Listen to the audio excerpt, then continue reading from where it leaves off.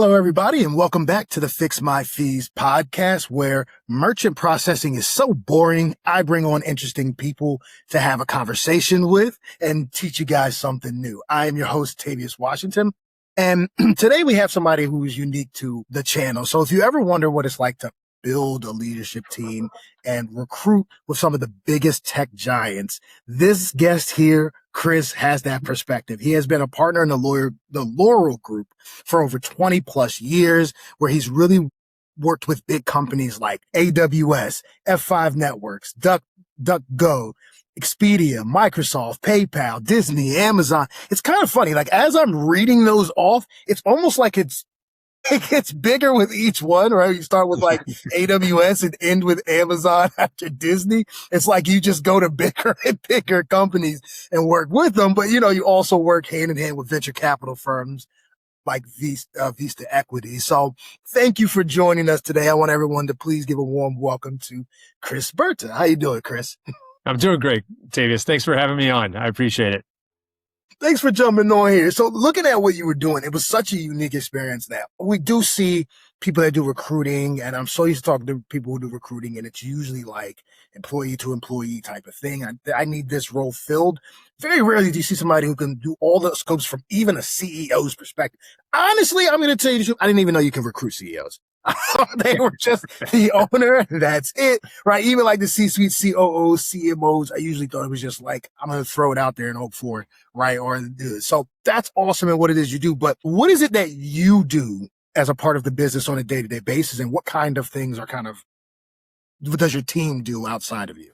Yeah. So we're a boutique. So the way that we were formed and the way the two partners who had been at a company called Heidrick Struggles, and Heidrick is like the 800-pound gorilla of executive recruiting. They're a public company. And then they wanted to create their own boutique firm, which takes out a lot of layers of associates who are doing a lot of the general day-to-day work. And they wanted to compress the responsibilities down into one person. And that's basically what we've done, is that we end up doing the outreach, the business development, and then also the recruiting on each one of the roles. And the reason being is that we can end up knowing the different nuances of the company that we're representing, the role itself, the hiring manager's biases. So you know exactly, or more accurately, what they're truly looking for in a candidate. And then you can speak to that with the candidates and really sell them on the opportunity. Right. If you have too many layers of associates doing the outreach and the like, a lot of it gets lost in translation through those different communications. And so we like to have that more streamlined. And so that's the reason why we formed the Laurel Group. And so we end up engaging with, and so it's through our connections, through our network, that we end up finding and being called on to fill these different leadership roles. And then we know exactly what they're looking for in the different requirements of the role, but then also, almost equally importantly, maybe even more importantly, is the cultural fit. What are the soft skills that are going to make this person successful in that position? And so Amazon has a different personality than Microsoft, that has a different personality than a Google, et cetera. And so knowing those different characteristics, and especially in each one of the different teams that you're working with, is a prerequisite to be able to find the right person and then sell them on why that opportunity should be looked at seriously. So you work on behalf of both sides, not only the people who need it, but you find the right talent and you're working with them to make sure they're getting the most out of moving to this opportunity too. Oh, exactly. And that's it's a matchmaking, right? And so you're working, yes, we get paid by the client, but we need to find the right candidate to make sure that they're going to stay there long term with that company. And so, and that's the other thing, is every time I take on a role, it's like a job interview, because if I do well, then they'll come back to me and we'll end up engaging with them on multiple roles within that company. If I don't do well, then, it's going to be a short-term engagement. They're going to cast me aside. So luckily, most of our clients, if not, I don't know if I can say 100%, but the majority of our clients are repeat clients. And that's where it becomes exciting to be a partner, an extension of that company in the marketplace, because you know what their buying habits are, what they're going to be looking for not only, this function, but also the other functions because they have a specific personality that's unique. That makes sense. And then you can really pick the cultures that fit, the personalities that match, so that you're setting up the whoever's going to be under them for success because they're building it within the same culture and mindset. But how did you even get to this point? What was it about recruiting of all things, especially at this higher level? How did you end up? Did you fall into it, or was it strategic? Because I did see that you have a company that emerged from that, where you're a managing partner with urgency. So even from the Laurel Group, it's expanded even more. So before we even got into the Laurel Group, like, how did you even fall into that line? Yeah, it wasn't like I went to college to become an executive recruiter, so quite frankly, I was running the online marketing for a large bank called Washington Mutual. Washington Mutual ultimately got acquired by Chase. But Tom and Jeff who were the founders of the company, were social connections of mine. And so they are the two that came from Heidrick Struggles. They had started the Laurel Group, and they pinged me and said, "Hey, do you want to start this?" And to be honest with you, my experience with recruiters, they seem like used car salespeople. Yeah. And we're just kind of shady. And I was like, "No, this doesn't sound right." And they're like, "Well, no, you're talking about a different type of recruiter. That's not the relationship building. That's transactional. We're much more about networking and building that ecosystem and understanding who the clients are much more intimately, so you can build those connections." And I had been at a company called Avenue A. We changed it to Aquantive after a little bit, and ultimately Aquantive got acquired by Microsoft. It was the largest acquisition that Microsoft had done at that time. It was like $6.5 billion. But when I started, it was like 15 people, 20 people. And so I liked that startup, and I was liking how that expanded and grew. And so after being at a large bank, I was like, you know what? A startup could be fun again. So I ended up saying, let's do this. And the reason why Tom and Jeff wanted me to come on board is because of the intersection of technology and marketing. And that's where I really, and when I look at the different blogs I read, the newsletters I get, it's that intersection of where marketing and technology meet. And right now we're talking about marketing and AI and generative AI and how that all works together. That's where I kind of geek out. And so they needed to build out a practice around that. And so that's where I started. And so we, got engaged with Expedia and a number of other, different companies along the way. And we started building out our presence with the Laurel Group, and it has been a boutique, and we've built out that executive recruiting expertise. But then when we place somebody, they may have other needs. And that's when we've built out a couple different companies underneath the Laurel Group as we've gone along. And we built out one we named it Sendachi. Ultimately, it was a consulting practice that did DevOps, because DevOps at the time was not necessarily a skill set that you found. So we built out a consulting practice around that. And then with that, we ended up selling that to a private equity firm, and it got acquired by, they merged it with some other firms, and it became its own entity. And then we've built out Urgency, which is more hiring at more junior level roles. And so we've had these different capabilities that we've built out based on the needs of some of the placements that we've had at the executive level, while maintaining that through line of executive relationships that we've had over the 20 plus years. Got it. That makes, so how are you, because I know you said that's kind of stuff that you like to geek out on. How is technology affecting recruitment and how you're going about getting the best level of talent with the best company in the culture? Like, how are you combining that? Because to me, obviously I'm ignorant of the situation, but it always just seems like when I've heard of it, or even when I've had people approach me, it's like, I'm going to give you a better resume and blast it to a bunch of people. So I don't feel like that's what you're doing when you're talking about adding tech into it. So what are the different ways that you're leveraging tech in enhancing what you're doing? Yeah. So, I mean, there's couple different levels to this. So the companies that we work with are primarily technology companies. And so in the beginning, we've started off with companies as they're moving into more of a SaaS cloud environment. And so that, Microsoft, for example, had done so much on-prem sales. And so their product was always on premise. So they would sell a product to a company and they would implement it on site. Right. And so then we moved to the cloud, and I'm in Seattle, and it became the cloud capital, not just because of the weather, but because of having Microsoft here, having Amazon here, having Oracle built up a big presence here. Google's built up their presence here with their cloud capabilities.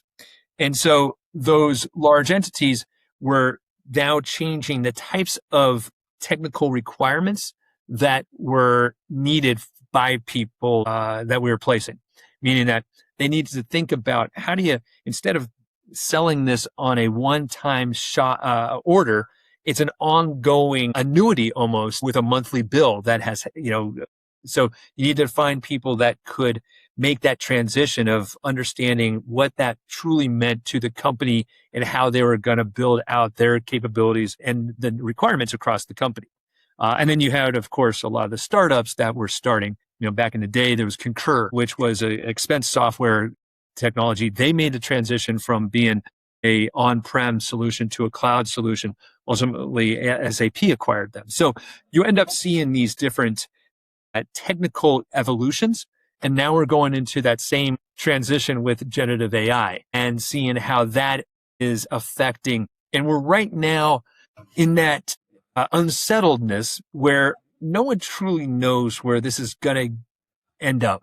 Yeah. And so now you're trying to find out what is the skill set that is required to be able to move a company from its current situation to where it to an unknown status in the future.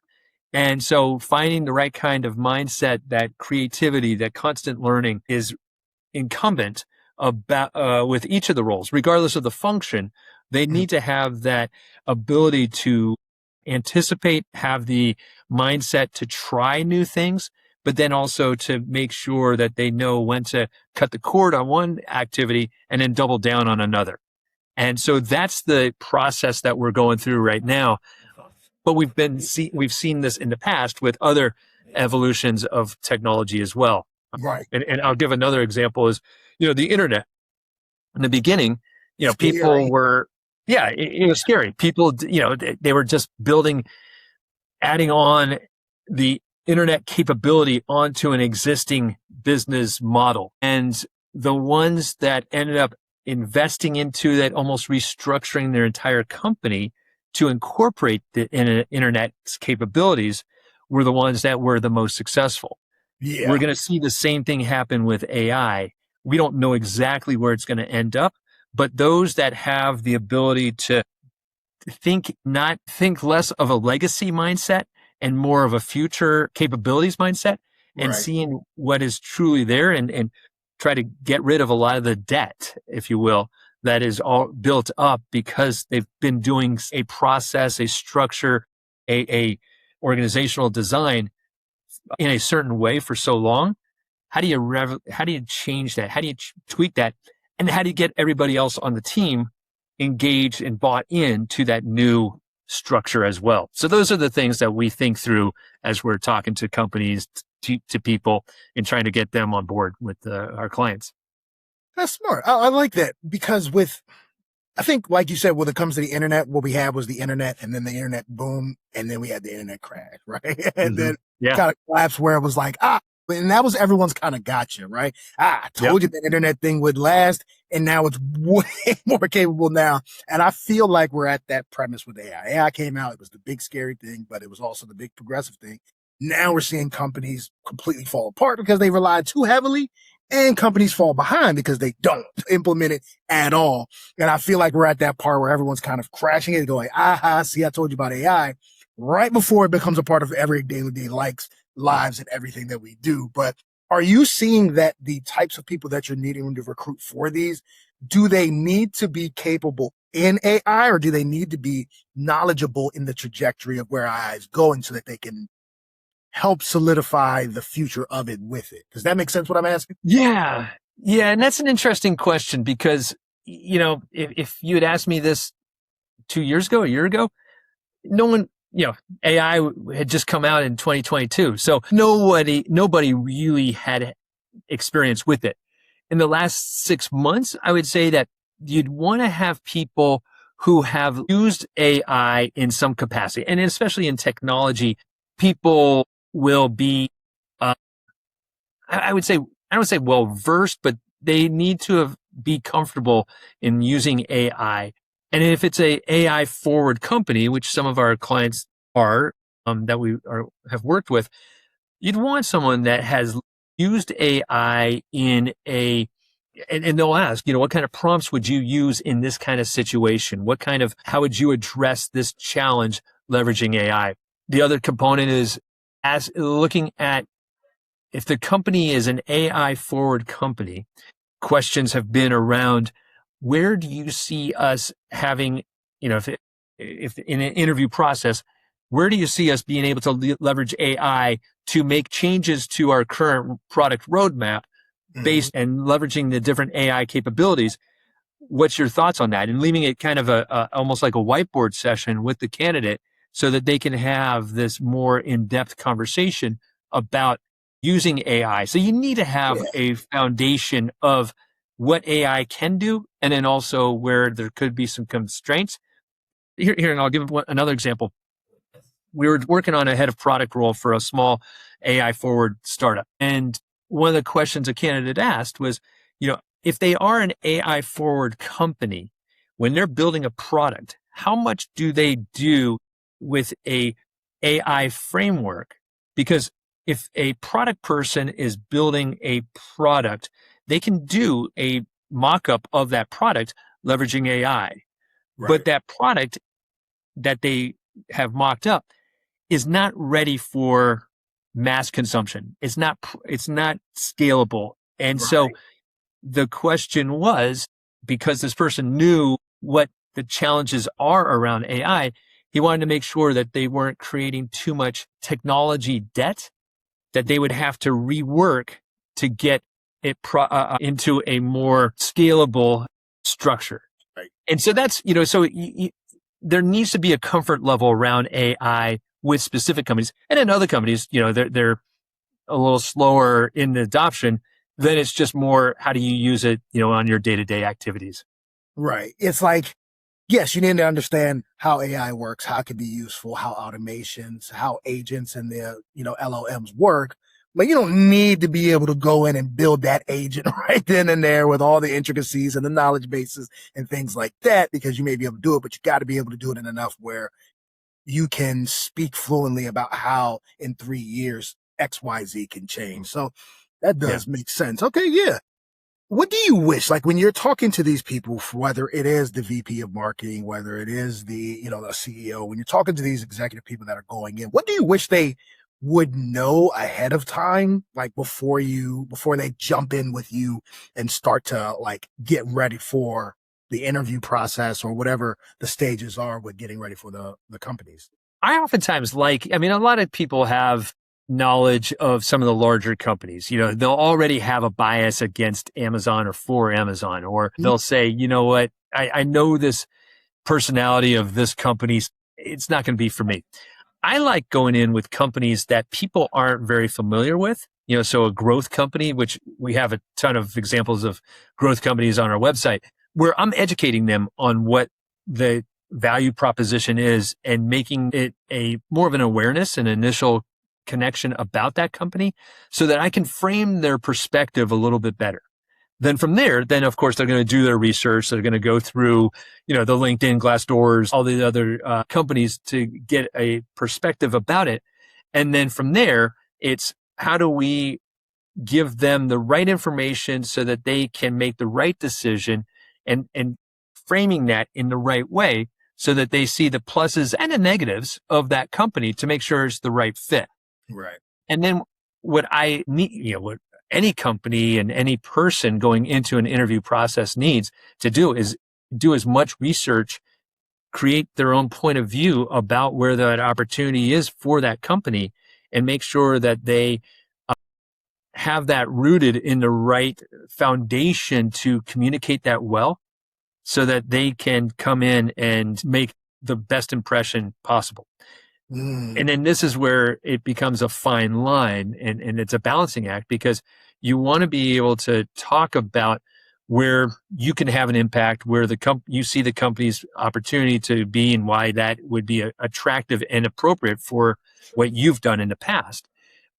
But then also making sure that you don't overspeak it and are getting into too much of the details without letting the interviewer direct the interview process. And we've seen people who have they've got so much information that they wanted to, throw out there, throw it out. But then the interviewers they're overwhelmed and they are just saying, I couldn't get a word in edgewise. And, they addressed the question.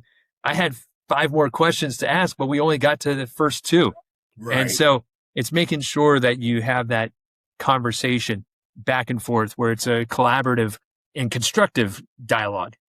Yeah, I didn't think about the fact that there could be an outward perception versus inside culture that could be completely different, right? I'm not working for that guy. I'm not working for that company. You go and you're like, oh, so it's the brand is this, but the company on the inside is completely different. And then I can also see how someone can start to nerd out on a specific question and go too long for them in this Do you see a lot of people who transition into those roles? Meaning, one thing that I see a lot of now is people who started businesses. They grew businesses that were really, really strong in their specific thing. Like, hey, I built this really good marketing business. I understand marketing. I understand ads and these things. But running the business myself is tiring. And I'd rather be a CMO in another business where I can focus on this. I feel like I'm seeing more people transition back into the corporate. Do you end up getting to some of those types of people too that come through?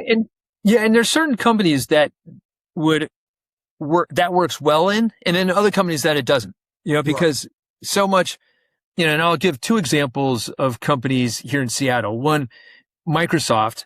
So much of the success of somebody is their knowledge of how to do work in Microsoft. So it's the network that you've built in Microsoft. Amazon, on the other hand, you have much more of they call it a single-threaded leader, somebody that is ultimately making the decision on that business. And oftentimes a person from Microsoft doesn't work well at Amazon, and people that are at Amazon get frustrated with the bureaucracy and all the other tie-ins and buy-ins that you have to get with other peers before you get anything moved forward in the company. Mm-hmm. And so those are 2 distinct personalities, and you have to make sure that you're matching that correctly. And so a person that has started their own business could do well in an Amazon because that is very similar. It's entrepreneurial. They make decisions quickly. Whereas at Microsoft, they probably would get bogged down with how much bureaucracy they may feel I'll call it bureaucracy. They have to get worked through before a decision gets made. And then ultimately they may be responsible for a specific section of a Microsoft product, but there's higher levels that end up needing to weigh in, and, something completely out of your control could make that product that you're working on go away. So, it's 2 different environments, but yeah, I definitely can see where somebody who has started their own business can make that transition into a corporate environment. It just needs to be the right type of company that appreciates what owning your own business truly means. Right. Being able, there's a difference between the free thinking and understand all businesses and someone who's been through is I understand the focus in this category and I've seen you do it in this exact field for another company and you're just stepping up versus that. I could see how that works. So for when people are coming to you on the executive side and are they already looking, or is it nah, Chris has to go in and show them that there's better things out there for them to be able to get into when it comes to that? It's really both. So I end up, on a daily basis talking to people who are starting to look around, who want to know what the market looks like, or are actively looking around. Maybe they, are part of a downsizing of a company, or their company went out of business. So you end up having those conversations. And then, of course, executive recruiting, headhunting, so we end up going and recruiting people who were not perhaps looking around at the time, but their background matched what we're looking for. Yeah, we go in and talk to them and just say, hey, here's an opportunity that your background looks appropriate for. Would it be worth having a further discussion? Here are some of the things we're looking for, and here are some of the reasons why this could be attractive for you. And then, Mhm. if it makes sense for them, if the timing's right, then yeah, we end up having conversations, and quite frankly, that's the fun part. I mean, that's where the sales comes in, where you're sitting there going, hey, here's something. And I look at my job as being really quite additive, meaning that if it's better than where you are, let's have a conversation. If it's not fantastic and you're great that you're doing well, it's great to talk to you. I appreciate meeting you. And, hopefully in the future, we'll have another reason to talk. And so it's really just more, like I said, additive. If I can better someone's situation, awesome. Got it. I just thought about something that I see a lot in, and I don't know where your size threshold, the size of a business, or, how big they have to be before you get involved. But one thing I have seen a lot with uh, the boomer aspect of, like they're selling their businesses and a lot of things like that. What they're doing is replacing themselves and hiring CEOs so they can get out of the day to day, and CMOs, and adding this more of a mechanism of getting out of it so that they can sell and be completely out, or just out of it and have a small stake and not have to do it. Do you work with those type of companies, or is it more of you just work with the companies that are still trying to grow versus, hey, I have a $10 million or $5 million business. But I've been the face. And so I have to remove my face in order for me to sell it. Do you work with those kind of companies too? Yeah, I mean, it runs the spectrum, right? Because you get private equity or VC money into a company, and oftentimes they're buying out that CEO or that Right. founder. And so then we end up replacing the senior team, oftentimes in those kind of environments. There's different stages of growth where somebody is good from the 0 to, 5 million, 10 million range, but Yeah. they're probably not going to be good for the 50 to 200 range. Right. And so, finding the right kind of and caliber of person for those different stages of a company's growth is definitely where we play in all those different stages of evolution. I think the barrier is just, can a company afford a fee? And pay, and can they pay us? And so, that's kind of the gating challenge for a company that's too small. They don't want to pay a fee. But if they've got an influx of capital from like a VC or private equity firm, then then they oftentimes need and call on us because we can expand beyond their network and beyond their current sphere of view to find the right person to fill their whatever that function is that they need to replace. Got it. Do you have like an ideal client of what it is, or is it just really case by case and you kind of take it on? Like, do you have a certain size, amount of employees, or is it really case by case? Yeah, I mean, growth, I call it growth companies. So those companies that have aspirations to grow, and I would say probably it's going to be that 20 to 200 million range, so that's a wide variety, wide range there. But that's typically when a private equity firm has put some money into a company, or a VC has put in a round of funding for a company. That said, our biggest client for the last over a year has been a company called Bloom Energy, which is a public company, and they're doing 2 billion. They'll do about 3.6 billion this year. So they're just on a huge growth trajectory and need help in finding people across the spectrum of different roles. So I said, yeah, our ideal profile is between 220 and 200 million. And the first But thing you say is 2 billion. then all of a sudden we're working with a public company. So it does vary, but it has to be a partnership where we're an extension of that company in the marketplace and really are a true consulting. It's not fetch. We're not, saying, hey, go find this. It's more, hey, here's our challenge. How should we best address this? And then we can work with them really as consultants on finding that right person. I want to give you a quick little chance to kind of nerd out a little bit. And so, is there anything you would love people to know, whether it's the companies, whether it's potential people that could be recruited and moved, whether it's about AI technology and how this has all come together? If there was something you wish either side would know, maybe it's a myth that's out there or something that's misinformation that you want to knock out because you're just tired of it. What's that one thing you wish, they would know about your company or about what's happening and going on in the future?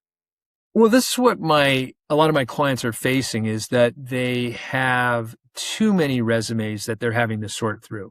Mm, And so it's too easy to apply to jobs these days. yes.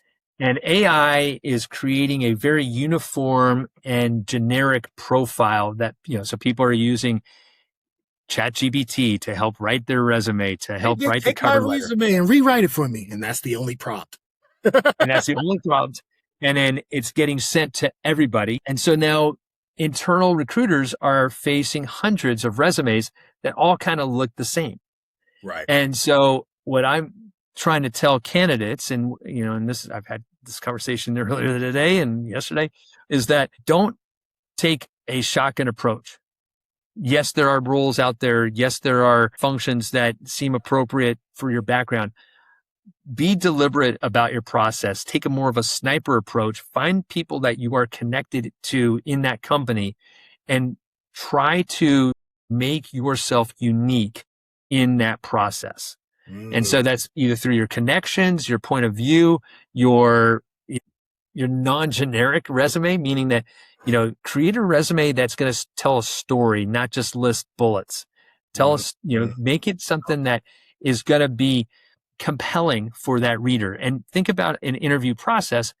Yes, you need to show the results and your impact on the business, but do it in a way that's going to be tailored for that specific job opportunity and that company, but really leverage any connections you have and try not to apply online. Try to work through a connection into that company and make it very deliberate. And then on the flip side with companies, I'm telling companies, make your application process a little bit more of a challenge, Mm. so ask questions up front. Yeah. One of my good clients is a company called DuckDuckGo that you had mentioned. And we've pretty much placed their executive suite over the years. They ask specific questions in the application process to make sure that people are not just bots, number Yeah. one, but number two, make sure that they're sincerely interested in the role and why they would be a good fit. Right. And Ah, so man, I didn't think it about that, has especially to like be. from the company side. They are getting so many that obviously some of them use AI, and AI will just dump everybody into a same certain category if you use certain things. But I didn't think about it from a perspective of like, how can you get your resume to them without Indeed or without, the LinkedIn profile job search thing? That is, you help people with, well, you're the guy. So I was about to say, you help people get in there. I'm like, well, you already have the ways in there. But that is smart. How do you stand out? How do you change the perspective of it? And then also companies not just going, well, here's an AI thing. It's going to do the work and hope for the best, but making sure that there's steps, and whether it's in the process, after the process, like, hey, after you fill it out, I need you to send me an email. I need you to do this. Because even if it's 3 steps, if they really genuinely want it, they'll do it, versus other Yeah, people be like, oh, that's too much work. Great. I didn't want you anyway. Right. You, exactly. Yeah. And I mean, from a client standpoint, wouldn't you rather have 10 resumes of people who are perfect fits for the role and then have conversations with those people versus trying to sort through 200 resumes that are kind of close, but it don't really yeah. know? And Right. so, so from a client standpoint, that's ideal. And then if you knew that you had a 1 in 5 chance, 1 in 10 chance of getting the role versus 1 in 200 or 500, yeah, you're going to spend more time and take the other steps of researching the company, becoming knowledgeable about their competitors and figuring out how to position yourself more appropriately for that role. Right. And then your resume would have those key words that separates it. It's a difference between saying, I have done this and I'm capable of that. And here's my public speaking, things like that. And saying, I know that your company does XYZ and I specialize in XYZ to help this specific thing. You're like, oh, he's specifically talking about my company and how it can be helped, versus overall, I've done this. I haven't thought about that, because you do see how resumes are basically hype trains. What have you done Yeah. for me lately? Kind of resumes, and not this company and how my skill set, what I do, and my experience through everything I've been through can help your specific company. I like that. I like that. It's product. It's just again, it's marketing, right? It's how It do you is. create a product that's going to address the needs of the market? And so you're the product. How do you create yourself to address the needs of your client? I'll call it client, but of the company. And so you want to make sure that you create that product market fit of yourself to that role. Got it. I like, I like that golden nugget from anybody, from whether they're looking for a high level executive job or even, just a job and they're going on Indeed, clicking the apply for this job button every single time. It does show that you are becoming a part of the same thing. If you think you're doing it, how many other people are doing the exact same thing? Which means if you get reached out to, probably because that people are pretty desperate and they're like, anybody who applies, I want to talk to until we fix them. I didn't think about it until now when you said it, but it's like, that is probably how it feels out there. And so I like that insight. I appreciate you dropping that knowledge for us. So you spend a lot of time talking with companies and giving insight on that. You help with the people and obviously the candidates in navigating this entire thing from themselves. Is social media a thing? I know some people are like, man, watch what you say on social media. You may not get the job or you may get fired. And I'm not talking about the vile things, but do they look at social medias when they're like, hey, does this person really active on social media? Are they out there? Or is it more like, hey, as long as they're a good person, we're not really too concerned? Well, I think there's two sides to this. Is one, that's your public facing image. And what do you want to communicate with that public facing image? And so make sure that it is to brand.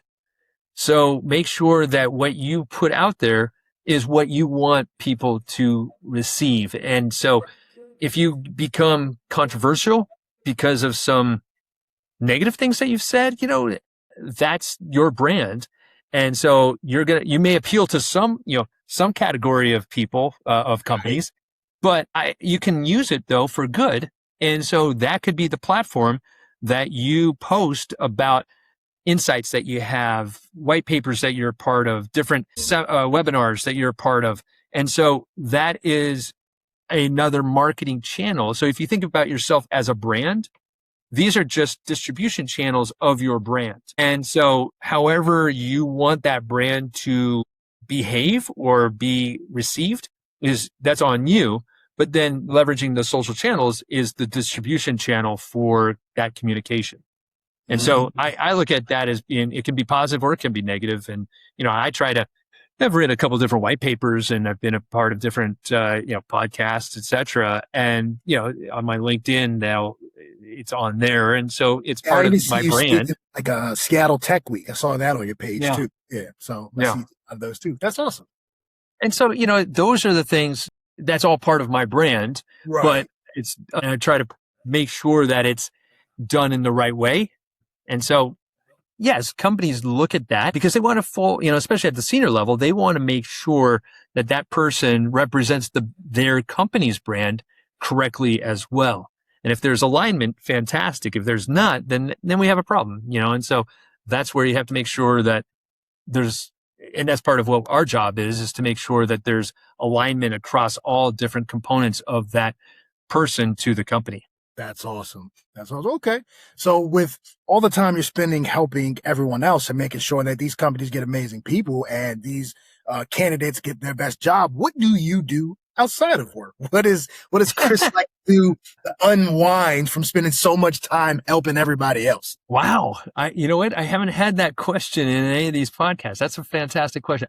I like to try. I grew up in Germany. And and I came back to go to college here at the University of Washington and stayed in Seattle ever since. But I like to travel. So I've got two kids. One just graduated from college. The other one's in college still. So I like hanging out with them when they're home. And so the summers are fun with them. When we travel, we have a great time together as well.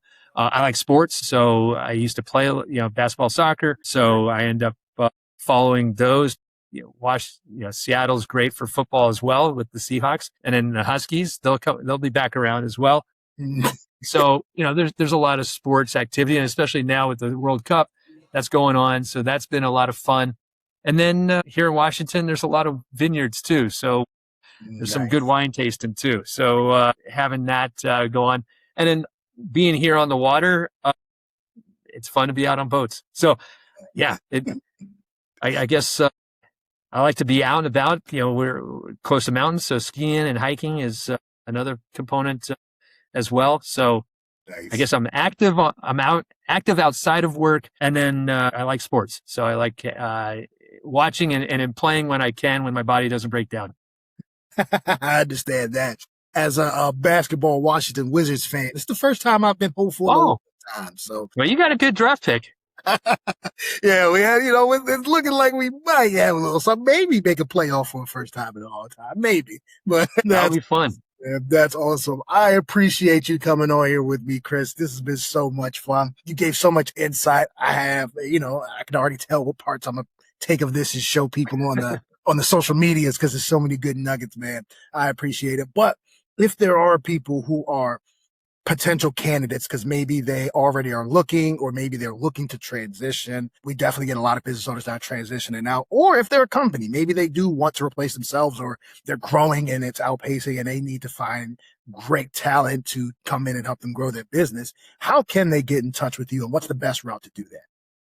Sure. My email is chris@Laurel-Group. That's LAUREL-group.com. And then our website is laurel-group.com as well. And then I'm also on LinkedIn at Chris Berta. And so those are probably the easiest channels to get connected to me. And then on our website shows the different companies that we've worked with in the past. A lot of those logos are now tombstones as companies have gotten acquired over the years and or just gone out of business. Because like I said, we work with a lot of growth companies, and they're either going to go up or they're going to go down. So they're not going to stay status quo. But we've been doing this for 20 plus years. So it's been fun to see the evolution. Before we go, do you have like a favorite story when it comes to somebody that like maybe they felt like they wouldn't be able to find the right person or they can't find the right fit or they've been cycling through and you got them the right candidate and the results was amazing?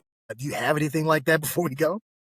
Wow. I've got so many different thoughts going through my mind right now. I know I waited until after. Wow. Like, we could have started with that. And right. then I could have gone down a number of different paths. Well, I think one value here, I'll give a quick one, which is we had an offer out to a candidate. The candidate called me up and said, "Hey, I'm not going to take this offer." And I said, "Why not?" And she said, "Well, the equity isn't where it needs to be." And I said, "Well, let's talk through that." And so the way that the company had priced their equity was they didn't include any dilution in the equity component, meaning that we adjusted that price. So the price was, I want to say like $1,000 per share. And the person didn't get as many shares as they thought. Right. But they didn't walk through that calculus with the candidate. And so she said, "I'm going to refuse it." And then I walked through the numbers with her more directly and precisely. And she was like, "Oh, wow, wait a second. There's an extra 0 or 2 zeros than she was expecting on the equity value." And she goes, "Is that right?" And I said, "Yeah, that's why this is attractive." And she was like, "Okay, that makes sense." And so she ended up taking the role. Had we not been a part of that process, they would have missed out on this candidate and it would have just fallen apart. Mm-hmm. But that's where we end up making the right kind of matches and making sure that there's clarity across the different components of the offer. Same thing happened. We were doing a CEO search and those there's a lot of entanglements with a CEO.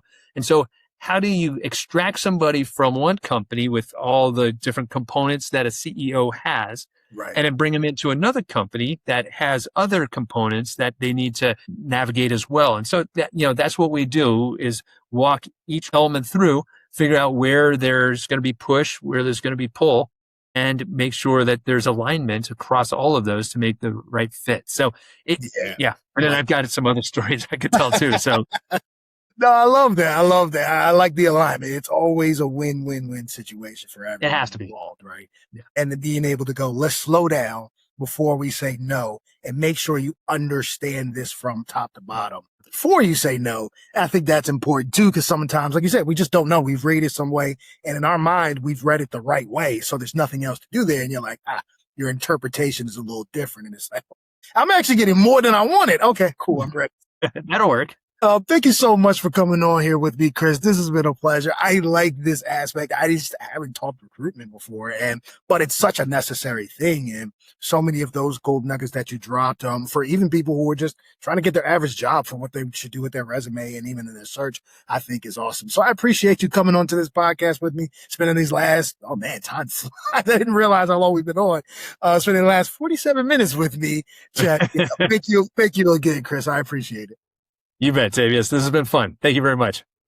So I would say anybody from a candidate perspective, even if you maybe feel like you have the skill set, but haven't had the actual background, or the background in those type of corporate settings to do it, just give Chris an outreach and see what it is and see what you can do. And if you're a company, absolutely reach out to Chris too. So one more time, thank you, Chris.